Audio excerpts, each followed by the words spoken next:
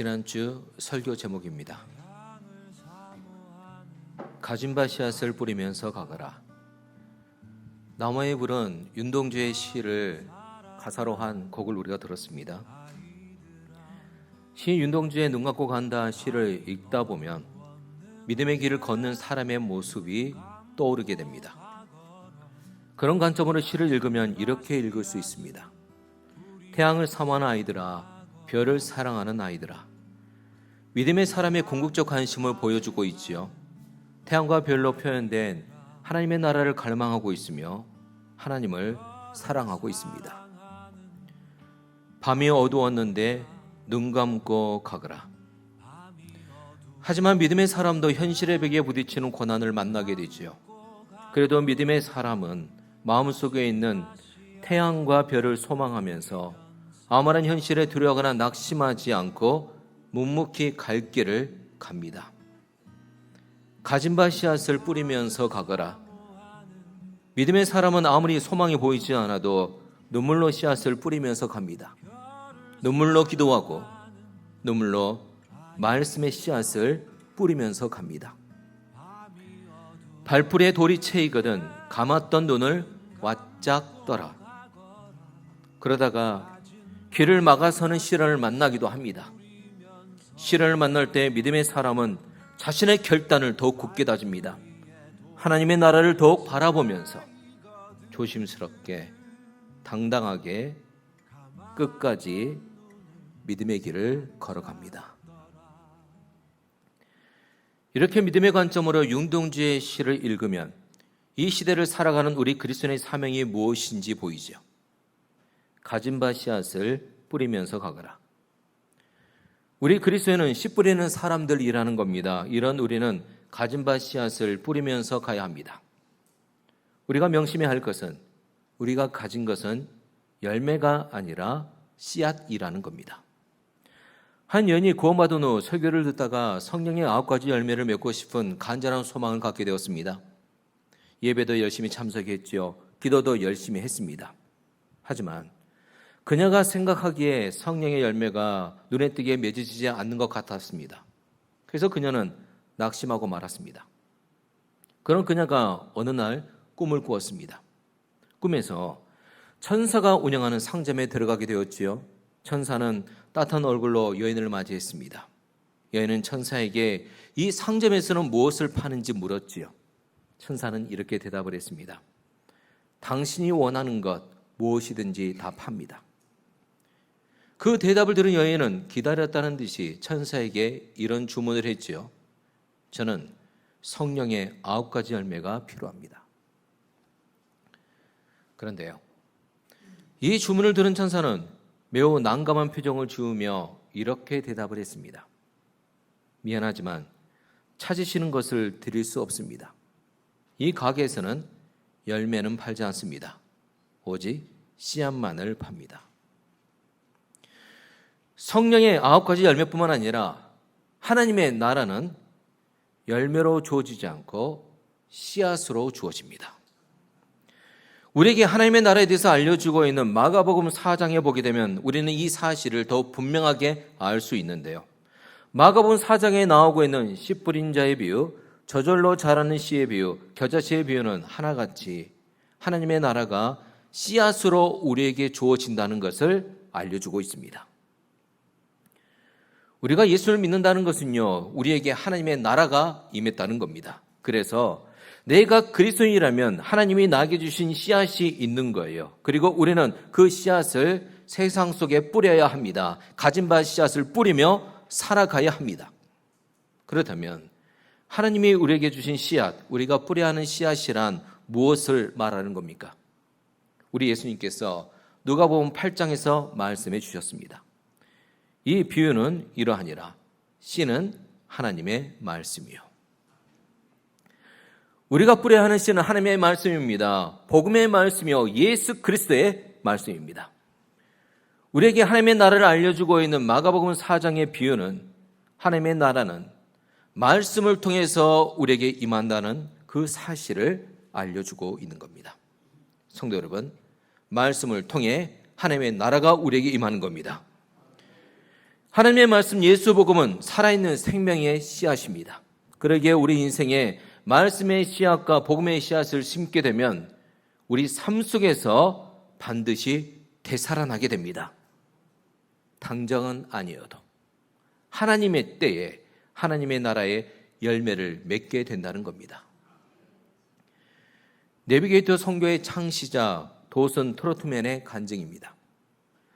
그는 고등학교 시절 총학생회 회장, 농구팀 주장을 지냈으며 졸업식 고별사를 읽는 영예를 누리며 화려하게 졸업을 했습니다.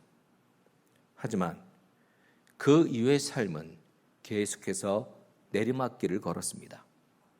도박, 음주, 무면허 운전 등으로 경찰에 체포되는 등 방황하는 삶을 살았습니다.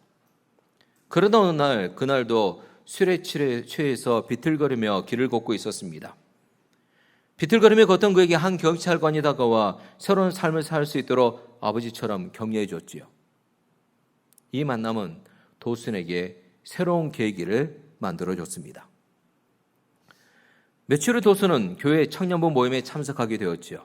그 모임에서 성경 암송 대회를 했는데 그도 상을 타기 위해서 억지로 성경 구절을 외웠습니다.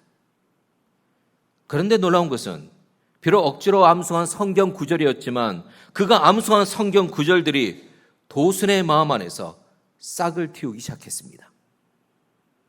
거룩한 변혁을 일으키기 시작했습니다. 도슨이 어느 날 밤 트럭을 몰고 귀가하던 중에 암송했던 요한복음 5장 24절 말씀과 요한복음 1장 12절 말씀이 갑자기 그를 강타했습니다.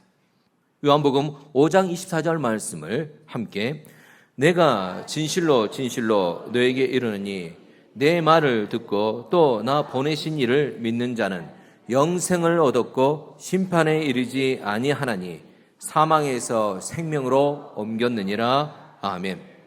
요한복음 1장 12절 말씀을 함께 영접하는 자 곧 그 이름을 믿는 자들에게는 하나님의 자녀가 되는 권세를 주셨으니, 이렇게 이 두 말씀이 도슨의 심령을 강타하자 도슨은 그 자리에서 차를 멈추고 무릎을 꿇었습니다.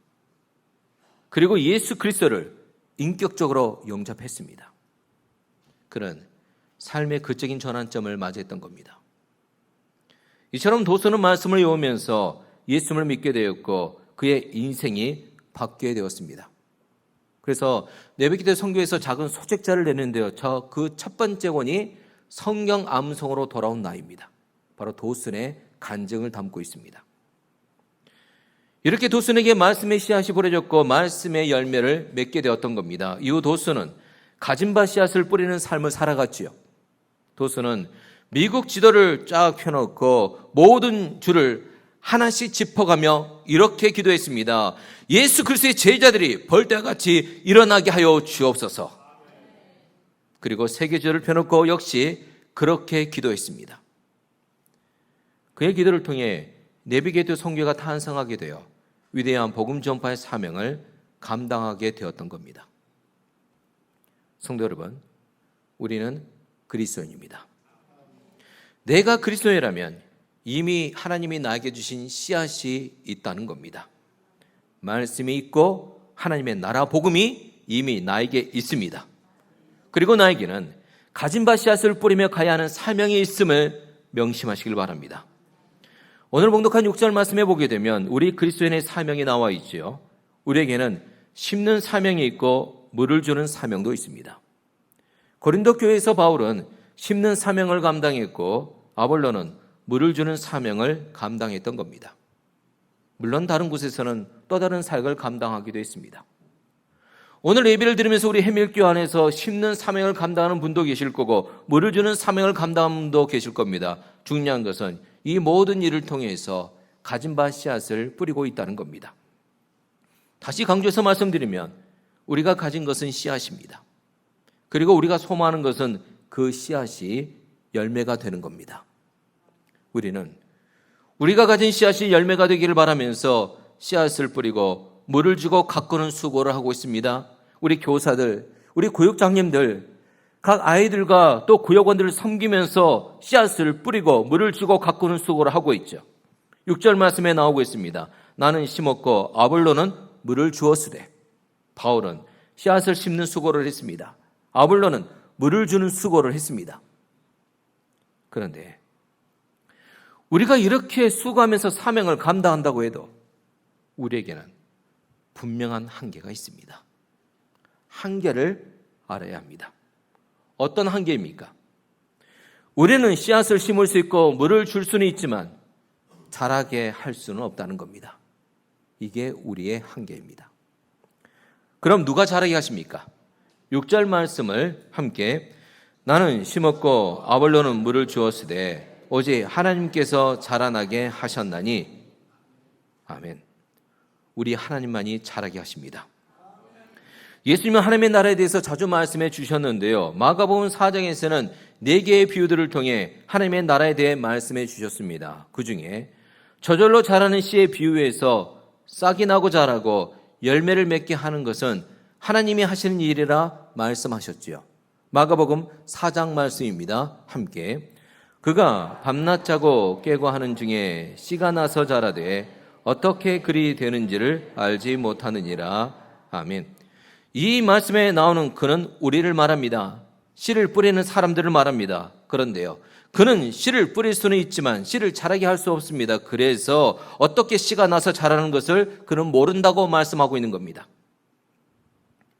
누가 싹이 나고 누가 자라게 합니까? 하나님이 하십니다. 고린도전서 3장 말씀을 함께 나는 심었고 아볼로는 물을 주었으되 오직 하나님께서 자라나게 하셨나니 그런즉 심는 이나 물 주는 이는 아무것도 아니로되 오직 자라게 하시는 이는 하나님뿐이니라. 아멘. 우리는 그저 말씀을 전하고 복음을 전하기만 하면 됩니다. 그런데 우리는 복음을 전할 때 부담을 갖고 있죠. 첫 번째는 거절받는 것에 대한 부담이 있습니다. 근데 성도 여러분, 두려워하지 마세요. 오히려 그 거절을 통해서 우리는 영적으로 더 성장하는 기회를 갖게 되는 거예요. 두 번째는요, 열매를 맺어야 한다는 부담입니다. 그런데요, 열매 맺게 하는 것은 우리가 하는 것이 아닙니다. 누가 하는 겁니까? 하나님께서 하시는 겁니다. 싹이 나고 자라고 열매를 맺게 하시는 것은 하나님이 하시는 겁니다. 방금 봉독한 고린도서 3장 말씀을 잘 표현하고 있는 그림이 고우에 씨 뿌리는 사람입니다. 빈센트 반 고흐는 열렬히 하나님을 찾았고 끊임없이 하나님을 갈망했던 사람입니다. 그런 고흐는 아버지처럼 목회자가 되고 싶었지만 실패했습니다. 하지만 대신 평신도 설교자가 되어서 탄광촌에 들어가 가난한 사람들에게 복음의 씨앗을 뿌렸습니다. 그는 자신이 가진 돈과 옷, 먹을 것까지 가난한 사람들에게 다 나눠주면서 복음의 씨앗을 뿌렸습니다. 씨 뿌린 사람에 나오는 사람은 고흐 자신이기도 했습니다. 이렇게 복음의 씨앗을 뿌리면서 고흐가 간절히 원했던 것은 하나님의 은혜였습니다. 고흐의 작품을 보시길 바랍니다. 태양이 보이십니까? 바로 하나님의 은혜를 상징하고 있습니다. 고흐는 이 작품을 평소 존경했던 밀레의 작품을 모사해서 그린 겁니다. 그런데 밀레의 작품을 보게 되면 태양이 나와 있지 않습니다. 하지만 고흐는 자신의 작품에서는 태양을 그렸습니다. 그것도 선명하게 크게 그렸습니다. 그가 하나님의 은혜를 갈망하고 있었기 때문입니다. 고흐는 이렇게 고백하고 있는 겁니다. 자신이 복음의 씨앗을 뿌렸지만 열매 맺는 것은 하나님이 하신다. 7절 말씀을 함께 고백합니다. 함께 그런즉 심는 이나 물주는 이는 아무것도 아니로되 오직 자라게 하시는 이는 하나님뿐이니라. 아멘. 성도 여러분, 우리는 씨를 뿌리고 물을 주는 수고를 하지만 하나님의 은혜가 아니면 자랄 수 없고 열매 맺을 수 없습니다. 그래서 바울은 고백했습니다. 바울 자신이 수고했지만 그 누구보다도 수고했지만 내가 한 것이 아니요 오직 하나님의 은혜라고 고백했습니다. 함께 고백하겠습니다. 함께 그러나 내가 나된 것은 하나님의 은혜로 된 것이니 내게 주신 그의 은혜가 헛되지 아니하여 내가 모든 사도보다 더 많이 수고하였으나 내가 한 것이 아니요 오직 나와 함께 하신 하나님의 은혜로라. 아멘. 사랑하는 성도 여러분, 우리는 내 수고를 드러내는 내 자랑을 지워야 합니다. 오직 하나님의 역사심을 선포하는 하나님의 은혜를 자랑해야 합니다. 함께 찬양하겠습니다. 나의 나된 것은 다 하나님의 은혜입니다. 아멘. 나를 지으신 이가 하나님, 나를 부르신 이가 하나님, 나를 보내신 이도 하나님, 나의 나 된 것은 다 하나님 은혜라. 나의 달려갈 길 다 가도록, 나의 마지막 호흡 다하도록, 나로 그 십자가 뱀게 하시니, 나의 나 된 것은 다 하나님 은혜라. 한량없는 은혜, 한량없는 은혜, 갚을 길 없는 은혜, 내 삶을 애워싸는 하나님의 은혜. 나 주저함 없이 그 땅을 밟은 동 나를 붙드시는 하나님의 은혜. 하나님의 은혜로 열매 맺는 삶을 살아가시기를 예수님의 이름으로 축원합니다. 그런데 이렇게 말하는 사람들이 있습니다. 은혜로 받으면 되지 왜 수고해? 왜 노력해? 거저 주시는데. 왜 수고해? 하나님이 다 해주시는데. 어떻습니까? 그럴듯해 보이지 않습니까? 하지만 다 거짓말입니다. 하나님은 우리에게 은혜를 주신다 약속해 주셨습니다. 그리고 동시에 우리에게 수고를 요구하십니다. 은혜는 우리에게 약속된 것이며 수고는 우리에게 요구되는 것입니다. 사랑하는 성도 여러분, 은혜는 결코 우리의 수고를 대신하지 않습니다. 우리는 은혜를 믿으면서 열심히 공부해야 하고 은혜를 믿으면서 성실히 일해야 합니다. 소중한 것을 얻으려면 수고를 감내해야죠. 하나님의 은혜를 경험하기 원한다면 기도하는 수고, 말씀을 읽고 묵상하는 수고를 감내해야 합니다. 그래서 이런 말이 있습니다. 하나님은 찾는 사람에게 계시하며 듣는 사람에게 말씀하시고 사랑을 실천하는 사람을 통해 자신을 드러냅니다. 하나님은 구하고 찾는 마음에 오십니다. 구하고 묻고 연구하고 묵상하고 기도하는 사람에게 말씀을 통해 은혜를 주시는 겁니다. 그렇습니다. 은혜를 누리기 위해서는 우리의 수고가 필요합니다. 하나님께서 우리에게 하나님의 은혜를 부어주실 때 사람의 수고를 은혜의 통로로 사용하시기 때문입니다. 은혜는 하나님이 주시는 것이고 수고는 우리가 해야 하는 겁니다. 하지만 우리의 수고 역시 은혜의 원동력으로 해야죠. 은혜 안에서 수고해야 합니다. 만약 우리 수고에 하나님의 은혜가 없으면 어떻게 될까요? 그러면 수고하고 무거운 짐이 되는 겁니다. 그래서 우리 수고에 하나님의 은혜가 있어야 합니다. 은혜 안에서 수고해야 합니다. 우리가 은혜 안에서 수고하기 위해서는 성령 하나님의 도우심이 필요합니다. 골로새서 1장 말씀입니다. 함께 이를 위하여 나도 내 속에서 능력으로 역사하신 이의 역사를 따라 힘을 다하여 수고하노라. 아멘. 내 속에서 능력으로 역사하신 이란 성령 하나님을 말하죠. 성령님의 도우심에 의지하여 힘을 다하여 수고하고 애쓴다는 겁니다. 그런데 우리의 문제는 내가 다 하려고 한다는 거예요. 우리는 하나님이 하시는 일과 내가 해야 할 일을 정확하게 알아야 합니다. 6절 말씀을 다시 볼까요? 나는 심었고 아볼로는 물을 주었으되 오직 하나님께서 자라나게 하셨나니. 내가 해야 할 일은 무엇입니까? 심고 물을 주는 겁니다. 그러면 하나님은 하나님의 일을 하십니다. 자라나게 하십니다. 요한복음 2장에 나오는 가나 혼인잔치를 보겠습니다. 예수님이 하인들에게 요청하신 것은 물을 포도주로 바꾸는 것이 아니었어요. 그들이 능히 할 수 있는 일을 그들에게 요청하셨지요. 요한복음 2장 말씀을 볼까요? 항아리에 물을 채우라. 이제는 떠서 연회장에게 갖다 주라. 이 중에 못한 사람 어디 있습니까? 물을 채우고 갖다 주는 것 누구나 할 수 있는 일입니다. 그런데요, 예수님의 말씀을 믿지 못하면 못하는 겁니다. 그렇습니다. 행동은 누구나 할 수 있지만 순종은 누구나 할 수 없습니다. 내 마음에 영적인 장벽이 생기고 내 마음에 의심이 생기면 아무리 쉬운 일이지만 할 수 없는 거예요. 하지만 말씀을 믿게 되면 우리는 순종할 수 있습니다. 하인들은 예수님의 말씀에 순종했습니다.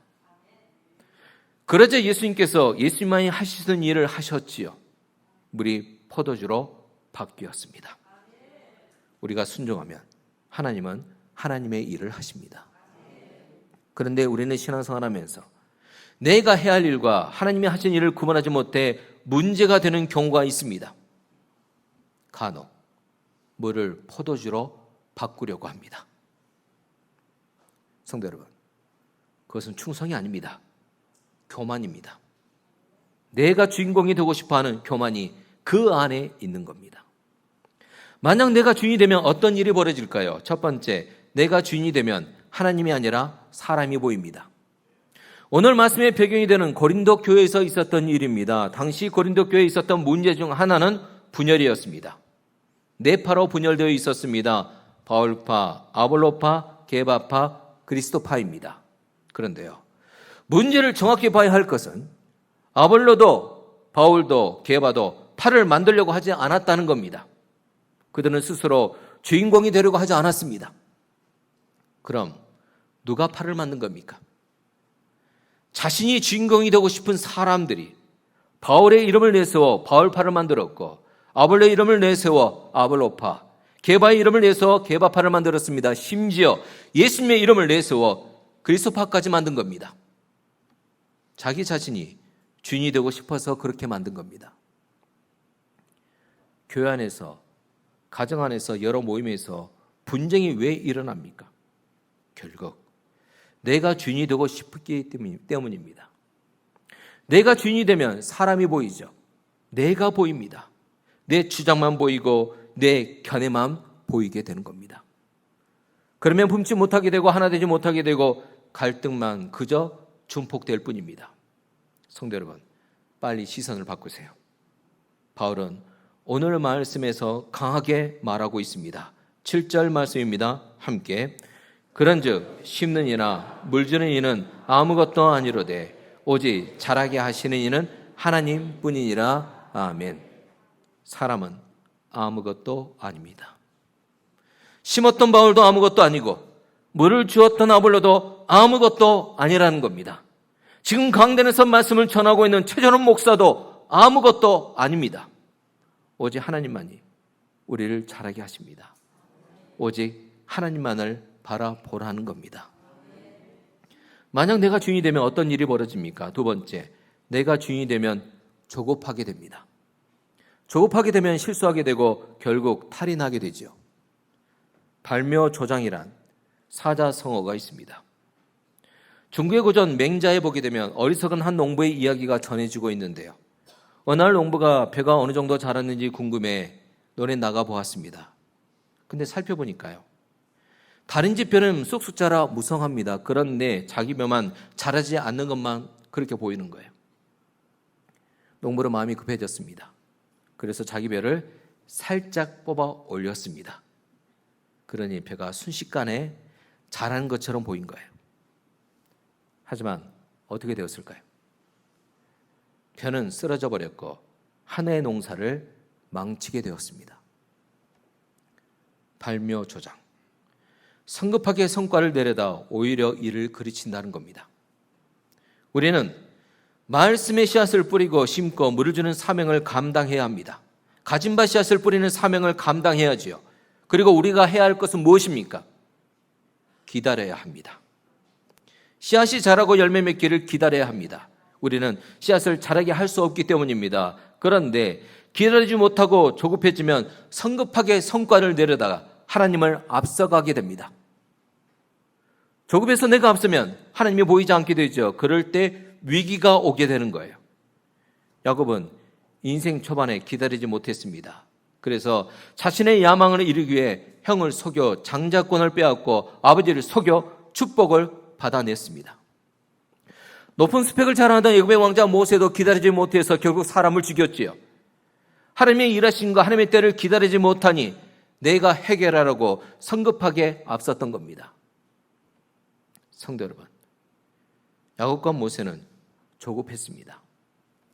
조급해진 야곱은 편법을 사용했고 조급해진 모세는 죄된 것과 타협했습니다.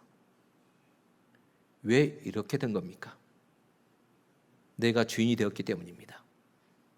내가 주인이 되어 문제를 해결하려고 했기 때문입니다. 이처럼 내가 주인이 되면 내가 다 하려고 합니다. 하지만 내가 주인이 되는 순간 내 삶은 필연적으로 뒤틀리게 됩니다. 어떤 일이 벌어질까요? 저의 이야기를 하겠습니다. 내 기준에 어긋나는 상황을 만나게 되면 화와 짜증이 치밀어 올라옵니다. 내 뜻대로 되지 않는 미래 앞에서 염려와 근심이 들이닥칩니다.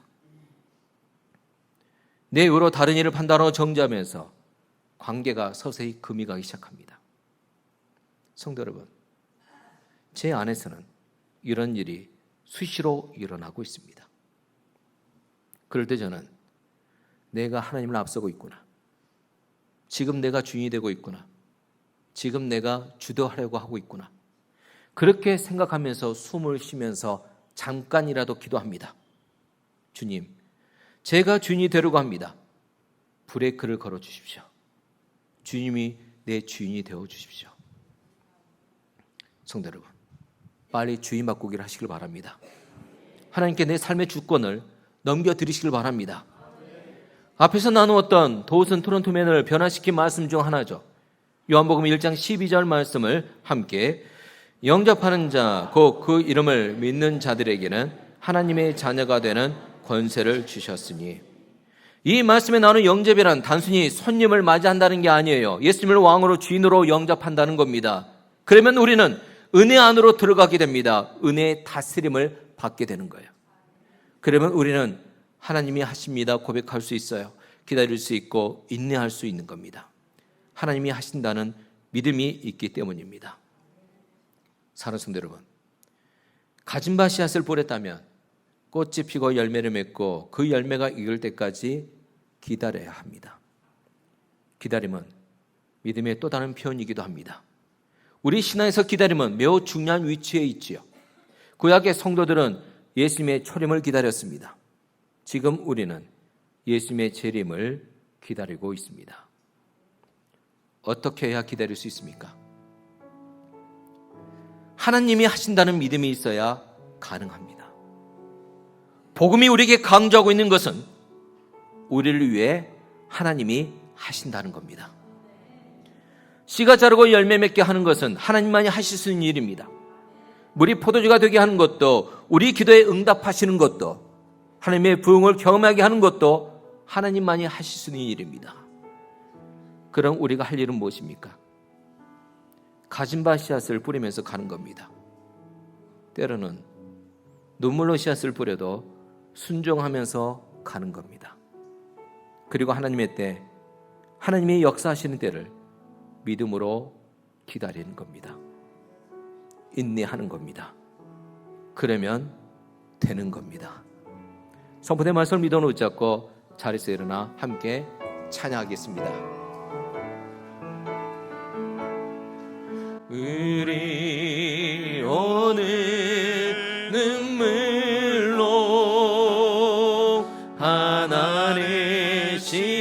밭을 심는다. 꿈꿀 수 없어 무너진 가슴에 저들의 푸른 꿈 다시 돋아나도록 우리 함께 땀 흘려 소망의 길을 만든다. 내일로 가는 길을 찾지 못했던 저들 노래하며 달려갈 그 길, 그날에 우리 보리라.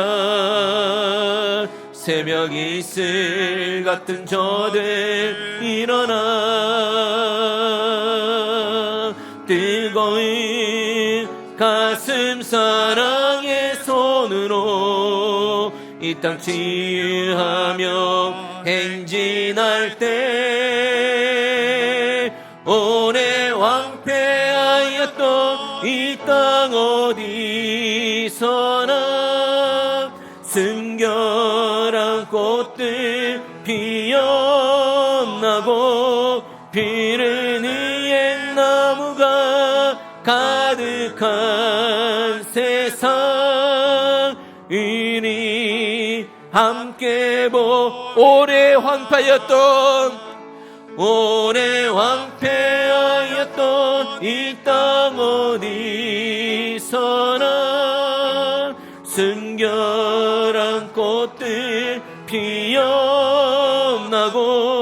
피는 의의 나무가 가득한 세상 우리 함께 보리라.